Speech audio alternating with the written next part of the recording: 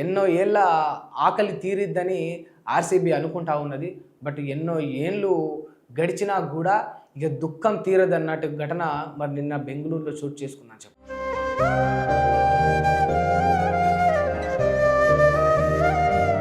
అక్కడ తొక్కేసలాటలో అమాయకపు ప్రజలు, ఒక స్త్రీ, ఇద్దరు చిన్నారులు, మిగతా వాళ్ళు పురుషులందరూ కూడా చనిపోవడం జరిగింది.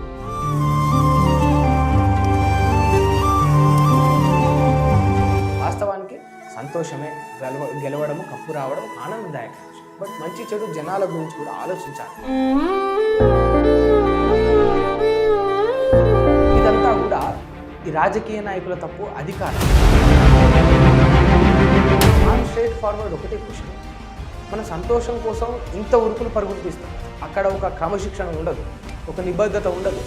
ఏదో అన్నం దొరుకుతలేదన్నట్టు, ఏదేదో కూలిపోతున్నట్టు, ఏదేదో కాలిపోతున్నట్టు ఒకరి మీద పడి క్రమశిక్షణ లేకుండా, ఓ డిసిప్లిన్ లేకుండా, చిల్లరగాల లేక చదువుకున్న వాళ్ళు, ఎడ్యుకేటెడ్స్, ఎంప్లాయీస్ వీళ్ళందరూ కూడా, ఆఫీసర్ హోదాలో ఉన్న వాళ్ళు కూడా ఇయ్యరమయ్యారు తోసుకొని ఊరకడం, దుంకడం ఇవన్నీ చేయడం వల్ల ఏమైపోయిందంటే ఈ దురుసుబాటుతనానికి వాళ్ళ కొందరు అమాయకుల ప్రాణాలు బలిదీయడానికి కారణం. ఒకటే పాట, సిద్ధిరామయ్య కర్ణాటక సీఎం. సిద్ధిరామయ్యను క్వశ్చన్ చేయడానికి ఇంతమంది వస్తారా? ఇంతమందికి ఆ డేర్ ఉందా? ఈ జీవితాలు మారుతాయి కదా ఒక రాజకీయ నాయకుడిని ప్రశ్నిస్తే. కాంగ్రెస్ గవర్నమెంట్ వచ్చి ఏడాదిన్నర అవుతా ఉంది. వచ్చిన మొదటి ఏడాదిలోనే 2 లక్షల ఉద్యోగాలు ఇస్తామని మాటిచ్చి ఏడాదిన్నర అవుతున్న 65,000 ఉద్యోగాల ముచ్చట ఇంకా కూడా చెప్పుకుంటా ఉంటున్నారు గొప్పగా. మరి మన జీవితాల కోసం, మన వ్యక్తిగత జీవితాల కోసం, మన కుటుంబాల కోసం మనం చేయలేని త్యాగం, మనం పడలేని ఆరాటం, మనం చేయలేని పోరాటం అంతా కూడా ఆటగాళ్ళ కోసం, హీరోల కోసం, హీరోయిన్ల కోసం ఎందుకు చేస్తా ఉన్నాం? రైట్, నమస్తే, వెల్కమ్ టు కేఆర్ టీవీ. నేను మీ సింహాద్రి. ఎన్నో ఏళ్ళ ఆకలి తీరిద్దని ఆర్‌సీబీ అనుకుంటా ఉన్నది. బట్ ఎన్నో ఏండ్లు గడిచినా కూడా ఇక దుఃఖం తీరదన్నట్టు ఘటన మరి నిన్న బెంగళూరులో చోటు చేసుకుందని చెప్పొచ్చు. ఎందుకంటే అక్కడ తొక్కేసలాటలో అమాయకపు ప్రజలు, ఒక స్త్రీ, ఇద్దరు చిన్నారులు, మిగతా వాళ్ళు పురుషులందరూ కూడా చనిపోవడం జరిగింది. చాలా బాధాకరమైన విషయం. బట్ ఒకటి ఏం అడుగుతూ ఉంటే, ఆన్ స్ట్రేట్ బెంగళూరు పోలీసులనే కావచ్చు, బెంగళూరు గవర్నమెంట్నే కావచ్చు, సంబంధిత అధికారులు ఎవరైనా సరే, ఈ దేశంలో ఉన్న పోలీసులందరినీ, ఈ దేశంలో ఉన్న పొలిటీషియన్స్ అందరినీ ఎన్నో తొక్కిసలాటలు చూస్తున్నాం. ఆ తొక్కిసలాటల్లో ఎంతోమంది చనిపోవడం చూస్తున్నాం. గతంలో అల్లు అర్జున్ సంఘటనలో మనం అదే చూసినాం. చంద్రబాబు నాయుడు సభ పెట్టినప్పుడు అదే చూసినాం. జగన్మోహన్ రెడ్డి సభ పెట్టినప్పుడు అట్లే చూసినాం. నరేంద్ర మోడీ గారి సభలో కూడా చనిపోవడం చూసినాం. ఎన్నో తొక్కిసలాటలు, ఎన్నో ఇబ్బందులై అమాయకపు ప్రజలు ప్రాణాలు విడిచడం ఈ దేశంలో మనం ఎన్నో సందర్భాల్లో చూసినాం. మరి ఇన్ని జరిగినా కూడా, ఇన్ని చూసినా కూడా మరి ఇంత పెద్ద సిస్టమ్ మన దగ్గర ఉందని చెప్తాం. ఎంతోమంది అద్భుతమైన పోలీసు బలగాలు మన దగ్గర ఉన్నాయని మనం ప్రపంచానికి చెప్పుకుంటూ ఉంటాం. బట్ ఇంటర్నల్గా మన దేశంలో ఏం జరుగుతూ ఉన్నది? సరే, ఊహించని సందర్భం, ఎక్కువ మంది, 35,000 కెపాసిటీ ఉన్న స్టేడియంకి 3 లక్షల మంది వస్తే అది 30 టైమ్స్ ఎక్స్ట్రానే, నేను కాదన్ను. అది మల్టిపుల్, అది డబల్ అయిపోయింది. ఆ వచ్చిన జనాభా సంఖ్య ఊహించని స్థాయికి పెరిగిపోయింది. బట్ ఆ మాత్రం కూడా అంచనా వేయకపోతే మరి అక్కడ వర్క్ చేసే ఇంటెలిజెన్స్ కావచ్చు, లేకపోతే సంబంధిత అధికారులు, పోలీసులు, ఏసీపీలు, డీసీపీలు ఎందుకున్నట్టు? వీళ్ళందరూ జీతాలు తీసుకుంటున్నారు కదా. జీతాలు ఎందుకోసం తీసుకుంటున్నారు? జనాల కోసమే కదా. ఇటువంటి సభలో మంచో చెడో జరిగినప్పుడు ఆ క్రౌడ్ను కంట్రోల్ చేయడం. ఎందుకంటే ఇండియాలో ఒక విధానం ఉంటుంది. ఇక్కడ కానిస్టేబుల్ అయినా సరే, ఐపీఎస్ అయినా సరే, డీజీపీ అయినా సరే, ఏఎస్ఐ అయినా సరే, ఎవరైనా సరే పోలీసు కాకి చొక్కా చూస్తే చాలు జనాలు భయపడతారు. ఆ భయం అనేది ఈ దేశంలో క్రియేట్ అయ్యింది. సో ఆ చొక్కాకు ఒక రెస్పెక్ట్, ఒక గౌరవం అనేది ఈ దేశ ప్రజలు ఇస్తూ ఉన్నారు. మరి దాన్ని యూటిలైజ్ చేసుకోవాలి కదా. ఆ పవర్ఫుల్ చొక్కా మీరు వేసుకున్నప్పుడు, ఆ పవర్ఫుల్ చొక్కాకు మీరు ఇంత ఖరీదైన జీతాన్ని తీసుకుంటున్నప్పుడు, మరి 3 లక్షల మంది వచ్చినా, 30 లక్షల మంది వచ్చినా కూడా హ్యాండిల్ చేయగలగాలి.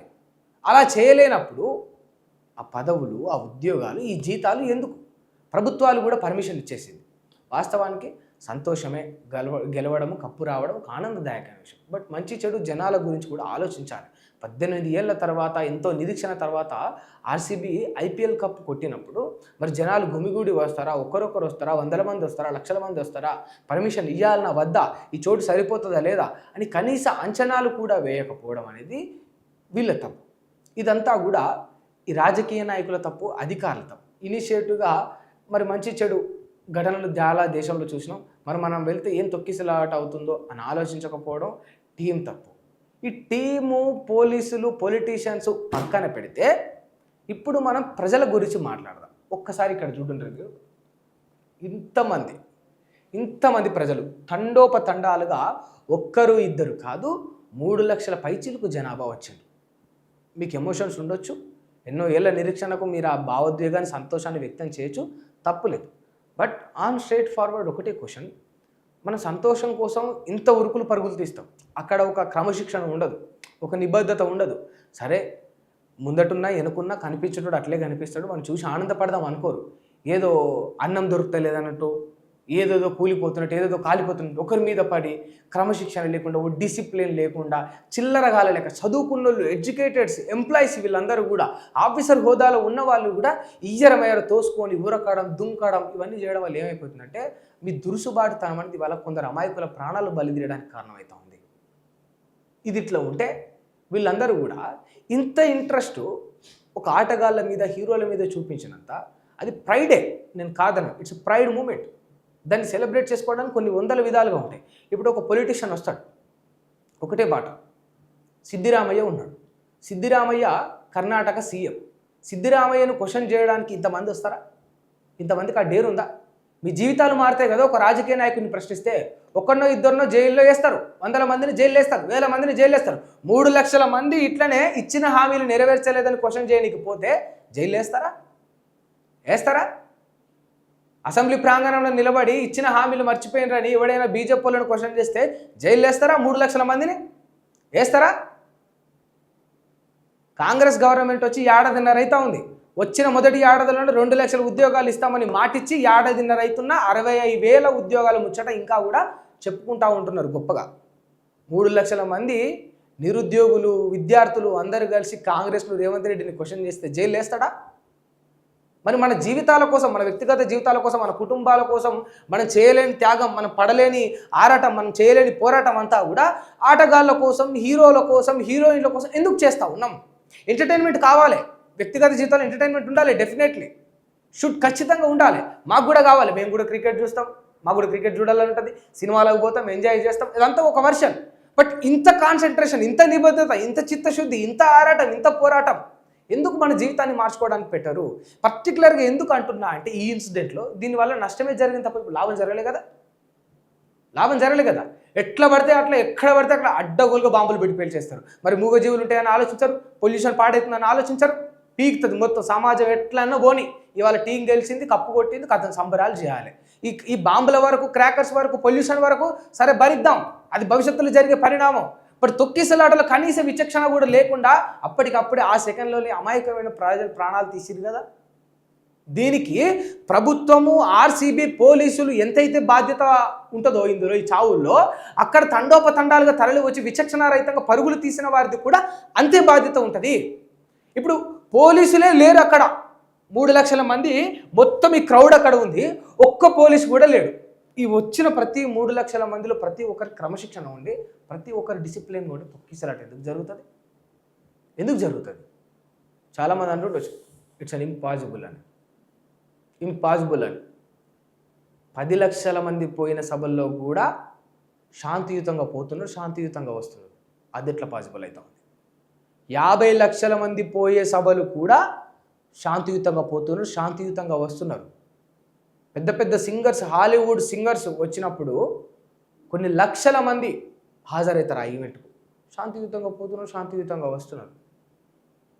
మరి కొన్ని చోట్లనే ఎందుకు పర్టికులర్గా జరుగుతున్నాయంటే దురుసు మనకెక్కువ, దురుసు మనకే. వాస్తవానికి ఎంతసేపు పోలీసులు, రాజకీయ నాయకులు, క్రికెటర్లే కాదు కదా. ఈవెంట్ కండక్ట్ చేసిండు, కప్పు కొట్టినామని బాజాప్తే కండక్ట్ చేసిండు, పోలీసులు వాళ్ళ డ్యూటీ చేయాలి, వాళ్ళు 10 మందిని వేసుకొని వచ్చి చేసిండ్రు. గవర్నమెంట్కి, అక్కడ ఉన్న గవర్నమెంట్ క్రెడిబిలిటీ తీసుకుంటే సంతోషం ఉంటుంది, అలా రాష్ట్రానికి ఒక కప్పు వచ్చిందని వాళ్ళు పర్మిషన్ ఇచ్చిండ్రు. మరి డిసిప్లిన్ మనకు ఉండాలి కదా, పోయేది మన ప్రాణాలే కదా. ఆ తొక్కిసలాటలు విరాట్ కోహ్లీకి ఏమైనా నష్టమవుతుందా? సిద్ధిరాయకి ఏమైనా నష్టమవుతుందా? లేకపోతే అక్కడ ఉన్న ఏసీపీకో, ఎస్పీకో, సిపికో, డీసీపీకో ఏమైనా నష్టమవుతుందా? చెప్పుండ్రి. 9 మంది చచ్చిపోయిన 9 మందిలో సామాన్యులే, హార్డ్ కోర్ ఫ్యాన్స్, అభిమానులే, 2 చిన్నారులు, 1 మహిళ కాదా? చెప్పండి. దీనికి ఎవడు మూల్యం చెల్లించాలి? ఇప్పుడు దయచేసి ఇటువంటి భవిష్యత్తులో జరగొద్దంటే ప్రభుత్వాన్ని అధికారులను నిందించడం ఎంత ముఖ్యమో అంతకంటే ముందు మనం డిసిప్లిన్గా ఉండడం కూడా అంతే ముఖ్యం, గుర్తుపెట్టుకోండి.